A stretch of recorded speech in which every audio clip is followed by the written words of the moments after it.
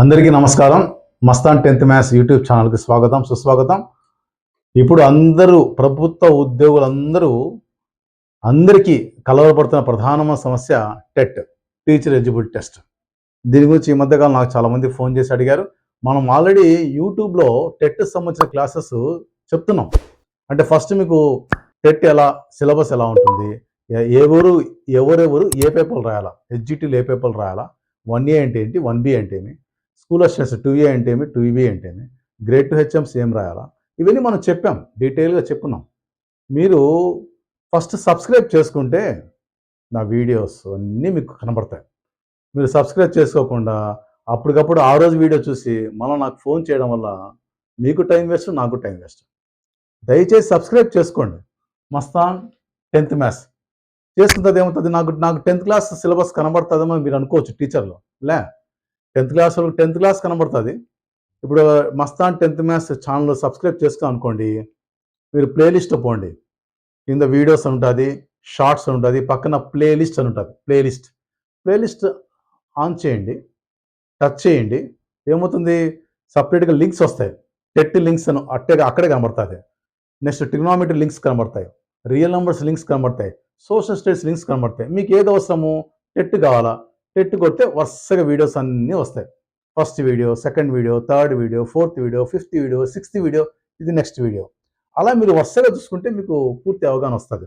So నా second video చూడండి. మీరు సెకండ్ వీడియోలో ప్రతి ఒక్క పార్ట్కు, అంటే సైకాలజీ కానీ, లాంగ్వేజ్ 1 తెలుగు కానీ, నెక్స్ట్ లాంగ్వేజ్ 2 ఇంగ్లీష్ కానీ, తర్వాత మ్యాథమెటిక్స్కి, హెచ్జిటి సంబంధించి మ్యాథమెటిక్స్కి, ఎన్విరాన్మెంటల్ సైన్సెస్కి, మెథడ్స్కి, తర్వాత కాంటెంట్కి ఎన్ని మార్కులు ఉన్నాయి, ఎట్లా డిస్ట్రిబ్యూట్ చేశారు, అవన్నీ నీట్గా ఉన్నాయి. ఒకసారి అంతా చూడండి. చూసిన తర్వాత మీకు నేను చెప్తున్నాను, ఇప్పుడు మ్యాథ్స్ వీడియోస్ చెప్తున్నాను, మ్యాథ్స్ క్లాసెస్ చెప్తున్నాను. ఎందుకంటే ప్రతి ఒక్కరికి భయం మ్యాథ్స్ అంటే.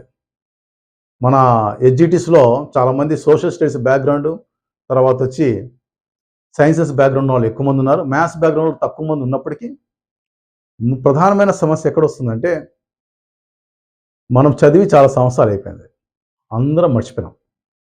ఒకసారి రివైజ్ చేయాలి. రివైజ్ చేసుకుంటే అందరికి వచ్చేస్తుంది. బట్ ఏమంటే అందరూ మ్యాథ్స్ మర్చిపోయినాం కదా, ఇప్పుడు మళ్ళీ గుర్తొస్తుందా లేదా అనేటువంటి ఒక టెన్షన్లో ఉన్నారు. కాబట్టి ఆ టెన్షన్ పోగొట్టడానికి నా ప్రయత్నం ఇది.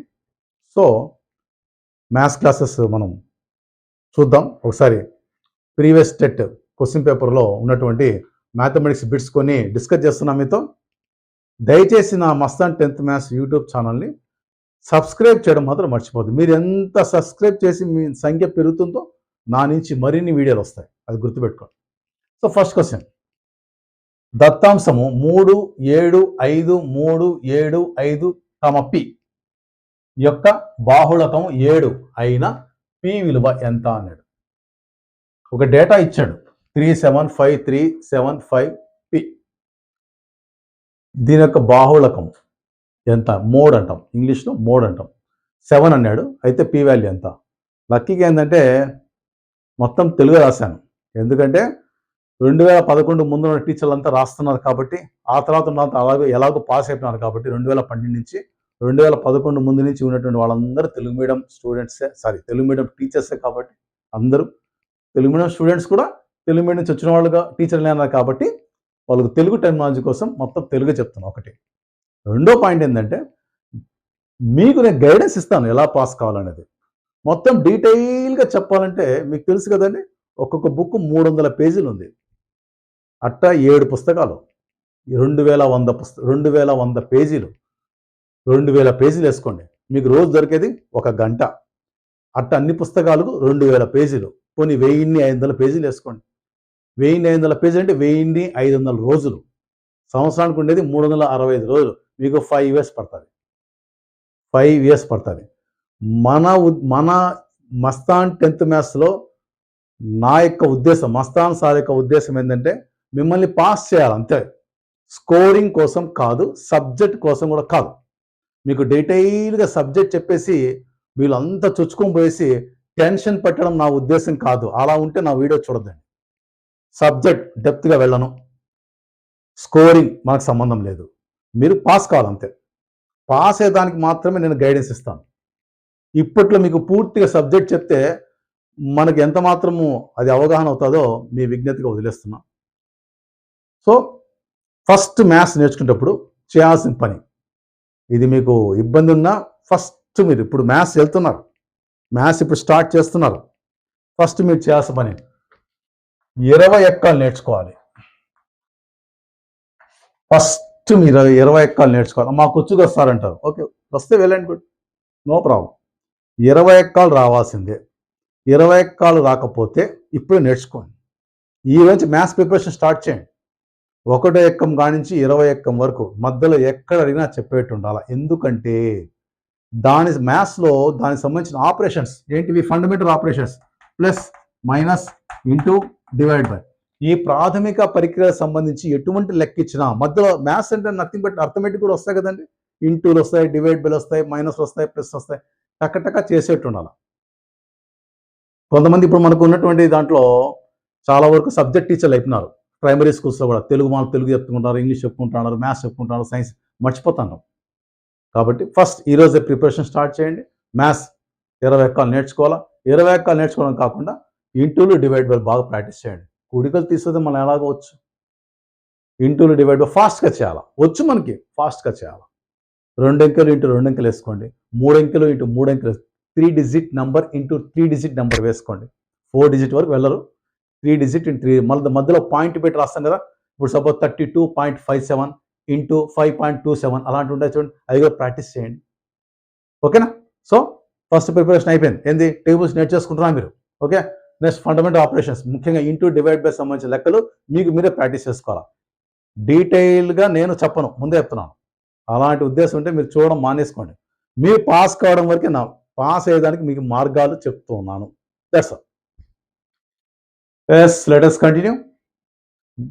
ఒక డేటా ఇచ్చాడమ్మా, బాహుళకం అన్నాడు, 7 అన్నాడు, పి వాల్యూ ఎంత? సింపుల్, నేను ఎక్కువ డీటెయిల్ చెప్పను. బాహుళకం అంటే ఎన్నిసార్లు రిపీట్ అవుతుందో, ఏ వాల్యూ అయితే ఎన్నిసార్లు రిపీట్ అవుతుందో మ్యాక్సిమం అదే బాహుళకం, అంతే. ఓకే, చూడు 3 2 టైమ్స్ వచ్చిందా, 2 సార్లు రిపీట్ అయింది. 7 2 టైమ్స్ రిపీట్ అయిందా, నెక్స్ట్ 5 2 టైమ్స్ రిపీట్ అయింది, అన్ని 2 టైమ్స్ రిపీట్ అయింది. ఓకే, ఈడ పి ఇచ్చాడు, పి వాల్యూ కనుక్కోవాలి. మరి బాహుళకం 7 అన్నాడు, వాల్యూ ఇచ్చేసాడు 7 అని. ఏది ఎక్కువసార్లు రిపీట్ అయితే అదే బాహుళకం, అదే మోడ్ అంటాం. మరి ఇవి 2 టైమ్స్, ఇది 2 టైమ్స్, ఇది 2 టైమ్స్ ఉంది 7. మరి బాహుళకం అంటే ఎక్కువసార్లు ఏది రిపీట్ అవుతుందో అదే బాహుళకం, దాని వాల్యూ 7 అన్నాడు. అప్పటికి పి వాల్యూ ఏముండాలా? ఇది 2 టైమ్స్ వచ్చింది కాబట్టి ఇది 2 టైమ్స్, ఇది 2 టైమ్స్, మనకి ఎక్కువ సార్లు వచ్చింది 7 కాబట్టి ఇక్కడ పి వాల్యూ ఏమి ఉండాలా? 7 అయి ఉండాలా. ఎందుకు? ఇక్కడ 7 అయితే ఒకసారి, 2 సారి, 3వ సారి వచ్చినట్టు లెక్క. అప్పుడు ఆన్సర్ ఎంత?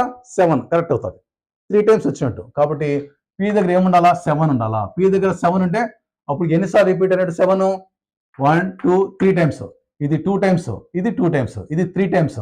కాబట్టి పి వాల్యూ దగ్గర ఎంత ఉండాలా? 7 ఉండాలా. కాబట్టి ఆన్సర్ ఎంత? 7 ఇస్ ద రైట్ ఆన్సర్. ఇక్కడ నేను బాహుళకం అంటే ఏంది, మధ్యగతం అంటే ఏంది, సగటు అంటే ఏమి, సాంఖ్యక శాస్త్రము, స్టాటిస్టిక్స్, ఇవన్నీ మనకు వద్దండి. అవసరమైతే ఎక్కడ అవసరం మీకు అవే చెప్తాం. ఇది చూడడానికి ఫస్ట్ ఏం చేస్తారు? మీరు బిట్టు చూస్తారు, బాహుళకం ఎంత? 7, పి వాల్యూ ఎంత? ఓకేనా, చదువుతారు. చదివిన తర్వాత ఏం చేస్తారు? ఎక్కువసారి ఏది రిపీట్ అయింది? ఇది 2 సార్లు, ఇది 2 సార్లు, ఆన్సర్ 7 అన్నాడు అంటే 7 ఎక్కువసారి రిపీట్ అయి ఉండాలా. అంతేనా? ఆన్సర్ 7 అన్నాడు అంటే 7 ఎక్కువసారి రిపీట్ అయి ఉండాలా. 2 సార్లు అయింది కాబట్టి ఇంకొకసారి రిపీట్ అయితే 3 సార్లు అవుతుంది. మ్యాక్సిమం 3 సార్లు రిపీట్ అయింది కాబట్టి ఇదే బాహుళకం. Answer is 7. P value P దగ్గర 7 ఉండాలా. ఓకే, ఎంతసేపు పట్టిందండి బిట్టు అండర్స్టాండ్ చేసుకుని పెట్టడానికి? 1 మినిట్ లోపలే. ఏమైనా చేశాను మీరు రఫ్ వర్క్?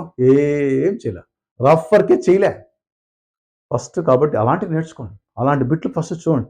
ఖచ్చితమైన బిట్లు స్టాటిస్టిక్స్ నుంచి, సాంఖ్యక శాస్త్రం నుంచి ఖచ్చితమైన బిట్ ఉంటుంది.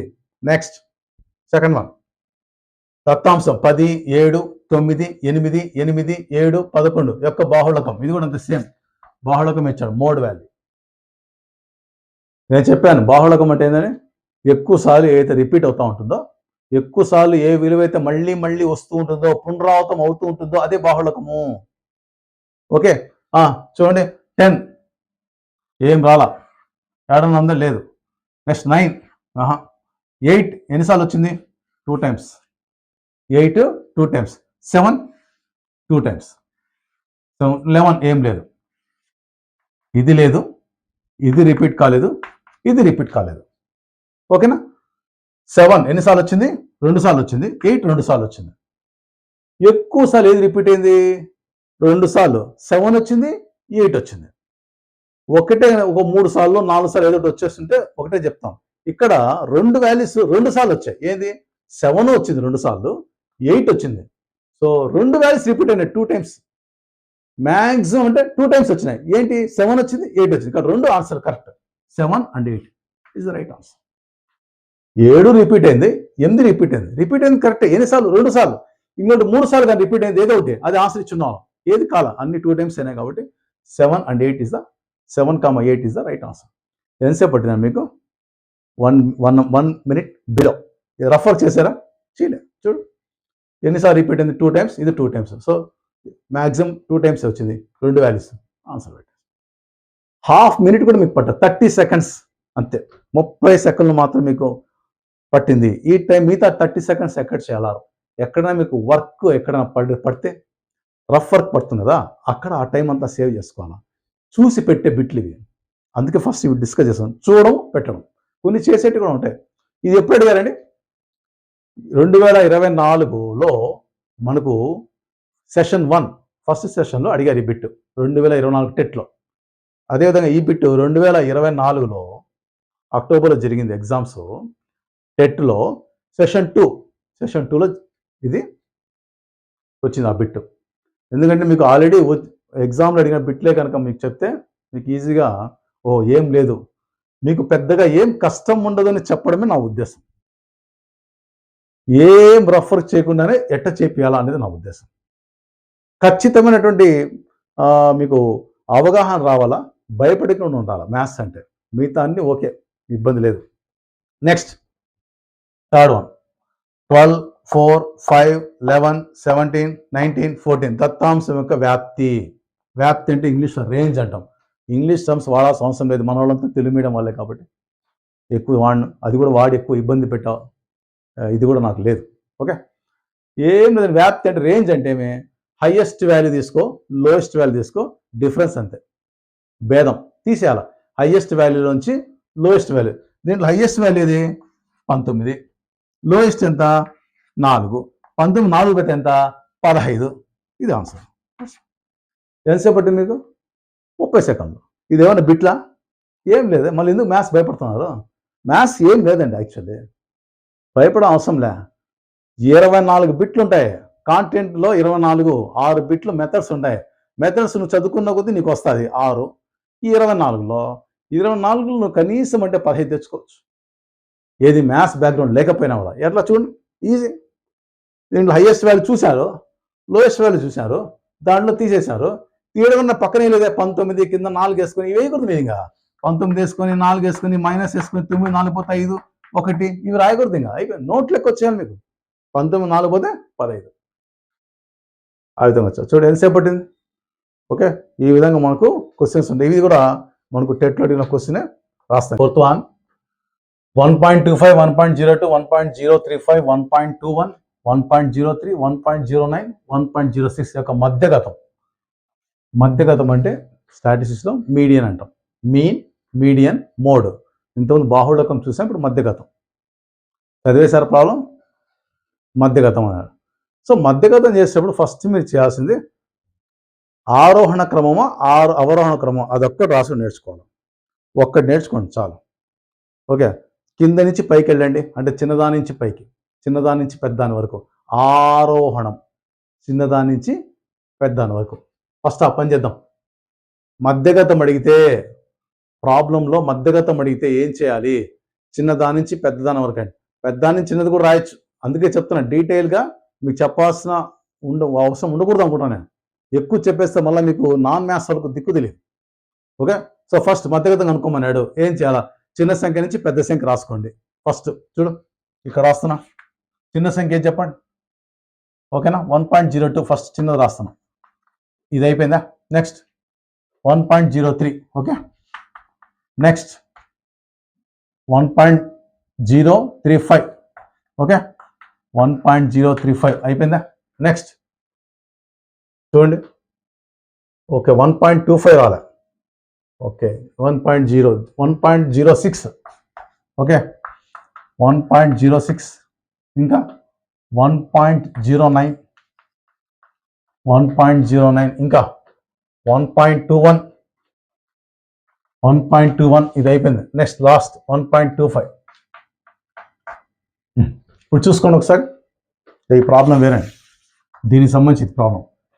సో ఏం చేశాను, ఫస్ట్ చిన్న వాల్యూ నుంచి పెద్ద వాల్యూ, జీరోస్ ఉన్నాయి కదండి కాబట్టి చిన్నవి, తర్వాత కొద్దిగా పెద్దవి 2 ఉండొచ్చు. అది పాయింట్ తర్వాత చూసుకోవాలి మీరు, పాయింట్ తర్వాత 0 ఉంది, సో 02, 03 ఇది మర్చిపోండి, ఇది 2, 3, 3, 5 కొద్ది ఎక్కువ, 3 కంటే కొద్ది ఎక్కువ 3, 5, ఇది 6, 6 కంటే కొద్ది ఎక్కువ 9, 9 కంటే కొద్ది ఎక్కువ 2, 1, 21 లాగా అనుకోండి 25. పాయింట్ తర్వాత ఉండేటువంటి వాళ్ళని విడివిడిగా చదువుకోవాలి. 21 అంటాం, 21 అనకూడదు. సరే మీకు అర్థం కాదు అట్లా అనుకోండి, ఇది 2, 3, ఇది 3, 5, ఓకే, ఇది 6, 9, 21, 25 అలా అనుకోండి. ఏం చేసాం మనము, చిన్న సంఖ్య నుంచి పెద్ద సంఖ్య రాయాలి ఫస్ట్ ఇచ్చినటువంటి దత్తాంశాలు ఉండే విలువలు.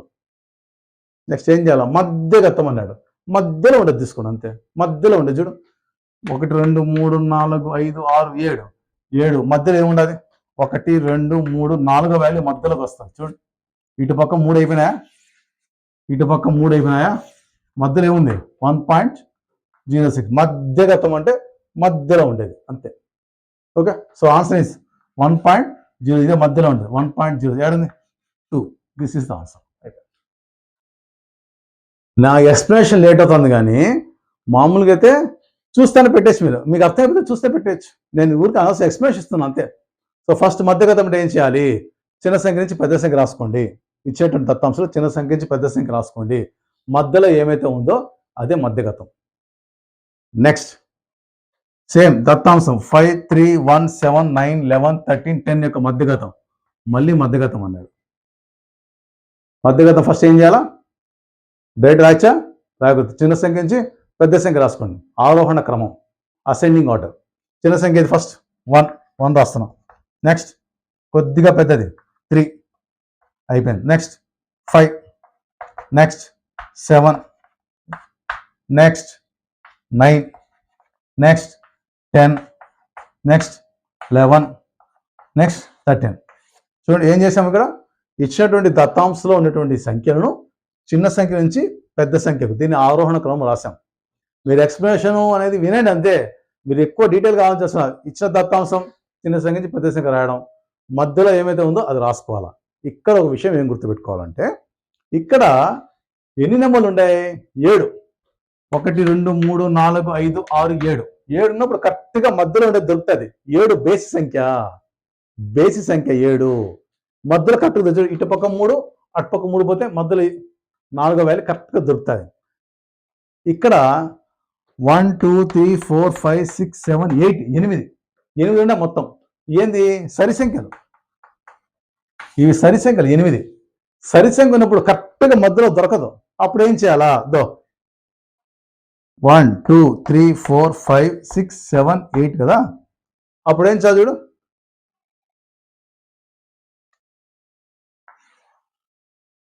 ఇటుపక్క 3 అటుపక్క 3 పోతే మధ్యలో ఎన్ని వచ్చినాయి, 2.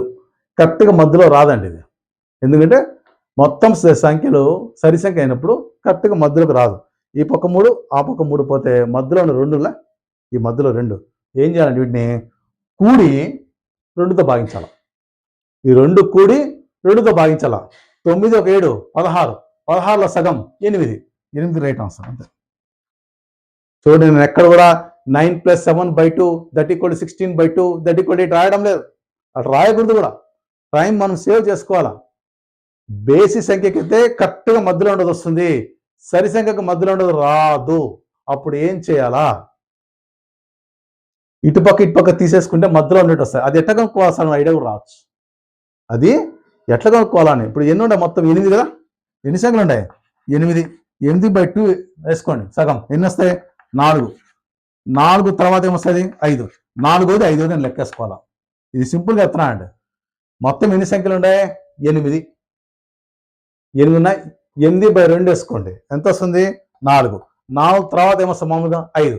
4, 5 లెక్క సరాసరి అంటే 4వ సంఖ్య ఏముందో 5వ సంఖ్య ఏముందో దాని యొక్క సరాసరి. 4వ సంఖ్య ఏది ఇది, 1 2 3 4వ సంఖ్య. 5వ సంఖ్య ఏది ఇది, వీటి యొక్క సరాసరి. సో 7 + 9/2 16/2 = 8. ఇవన్నీ మీకు చెప్పకూడదు అనుకుంటున్నా నేను. ఇవన్నీ మీకు చెప్పకూడదు, అవసరం లే. n/2 ఒకటి, n/2 + 1 ఇవన్నీ ఫార్ములాస్ ఉన్నాయి మనకి. ఓకే, ఇవన్నీ ఫార్ములాస్ ఉన్నాయి మనకు. n + 1/2 ఇవన్నీ మనకు ఉన్నాయి, అవసరం లేదా. ఆడ n + 1/2 వస్తుంది, ఇక్కడ n/2, n/2 + 1 వాటి యొక్క సరాసరి అంటాడు. ఇవన్నీ మీకు వద్దండి. ఓకే, మధ్యగతం కనుక్కోమన్నాడు, మధ్యలో దీన్ని బయటికి, మధ్యలో దీన్ని మధ్యలో ఎటు తీస్తావు. ఫస్ట్ చిన్న సంఖ్య నుంచి పెద్ద సంఖ్య రాసుకోండి, మధ్యలో ఏమైతే ఉందో అది రాసుకోండి. ఇక్కడ మధ్యలో కరెక్ట్గా దొరుకుతుంది. ఎందుకు, మొత్తం బేస్ సంఖ్యలు ఉన్నాయి అన్ని, సంఖ్యల సంఖ్య అంటే ఎన్ని నెంబర్స్ ఉన్నాయి 7 ఉన్నాయి బేస్, ఇక్కడ కరెక్ట్గా 4ది వస్తుంది మధ్యలో. ఇక్కడ 8 ఉన్నాయి, కరెక్ట్గా 4 కరెక్ట్గా దొరకదు, 2 దొరుకుతాయి. 8లో సగం ఎంత 4. 4 తర్వాత 5, ఈ 2 సంఖ్య పట్టుకోండి, 4వ సంఖ్య 5వ సంఖ్య. మొత్తం 8 ఉన్నాయి కదా, 8లో సగం ఎంత 4. కాబట్టి 4వ సంఖ్య, దాని తర్వాత 5వ సంఖ్య, ఈ 2 దొరుకుతాయి. వీటి యొక్క సరాసరి ఈ 2 కూడా 2తో భాగించు. సరాసరి మాట్లాడుకునే మాట్లాడు, సింపుల్. 2 కూడా 2తో భాగించండి. 7 9 16, 16 సగం 8. 5 answer. This is right answer. So మనకు ఈ ఫార్ములాస్ ఏవి లేకుండానే డైరెక్ట్గా రావడానికి మీరు ప్రయత్నం చేయండి, అది నా ఉద్దేశం. So I will give the just guidance. మీకు ఆల్రెడీ తెలుసు, జస్ట్ అలా అలా అలా రివైజ్ చేస్తున్నాం. కాబట్టి ఇంకా చాలా ఉన్నాయి, మనం సింపుల్గా చెప్పుకుందాం. దయచేసి ప్రభుత్వ ఉపాధ్యాయులు మాత్రమే చూడండి, ఎందుకంటే నిరుద్యోగ ఉపాధ్యాయులు కోసము నేను కాబట్టి సపరేట్గా చెప్తాను. కానీ దీంట్లో చెప్పాలంటే ఏంటంటే మీకు డీటెయిల్గా చెప్పాలా, ఎందుకంటే మీకు ప్రతి ఒక్క మార్కు మీకు చాలా ఇంపార్టెంట్. నిరుద్యోగ టీచర్లు టెట్ స్కోరింగ్ కోసం చదివేవాళ్ళు. మా ప్రభుత్వ ఉపాధ్యాయులకు స్కోరింగ్ అవసరం లేదు, జస్ట్ పాస్ వరకే. కాబట్టి వాళ్లకు ఎంత ఈజీ వేలో పోవాలో, ఎంత తగ్గించి ఎంత మనం చెప్పగలుగుతామో అదే నేను ట్రై చేస్తున్నా, దానికోసమే ట్రై చేస్తున్నా. ప్రతి ప్రభుత్వ ఉపాధ్యాయుడు ఖచ్చితంగా నా వీడియోస్ మీరు షేర్ చేయాలా అని చెప్పి రిక్వెస్ట్ చేస్తున్నాను. ఎందుకంటే ప్రతి ఒక్కరికి ఉపయోగం, ఇది ప్రతి ఒక్కరికి ఉపయోగం. కనీసం మీకు ఈ వీడియో వల్ల, నా వీడియోస్ వల్ల చాలా ప్రయోజనం ఉంటుంది. నేను మీకోసం టైం కేటాయిస్తున్నాను. నాకు అవసరం లేదండి, ఎందుకంటే నేను ఆల్రెడీ పేపర్ 2A ఎప్పుడో పాస్ అయిపోయినాను. 2012వ సంవత్సరంలోనే మ్యాథమెటిక్స్ పేపర్ 2A పాస్ అయినాను. మా ఎడ్జిటీలకు మొన్ననే గవర్నమెంట్ ఎలిజిబిలిటీ ఇచ్చారు పేపర్ 1A కూడా, అది కూడా పాస్ అయిపోయినాను. నాకు 1A క్లియర్ అయిపోయింది, 2A క్లియర్ అయింది. మరి మీకోసం నేను టైం వెచ్చించి వీడియోస్ కష్టపడి చేస్తున్నాను. కాబట్టి మీకు ఒక్క రూపాయి ఖర్చు లేకుండా సబ్స్క్రైబ్ చేసుకోవచ్చు మీరు. అదొక్కటి హెల్ప్ చేయండి నాకు, రిక్వెస్ట్ చేసుకుంటూ. దయచేసి లైక్ కామెంట్ కూడా చేసి మీరు వీడియోస్ ఫాలో కండి. ఫాలో అయ్యేటప్పుడు అసలు యాక్చువల్గా పక్కన నోట్స్ పెట్టుకొని రాసే అవసరం కూడా, నా వీడియోస్ చూసుకుంటూ పోతాను అంతే. లేదు ఇంట్రెస్ట్ ఉందా పక్కన రాసుకోండి క్వశ్చన్స్, మీ ఇష్టం ఎలా అయినా చేయండి. ఓకే, థ్యాంక్ యూ అండి, థ్యాంక్ యూ వెరీ మచ్.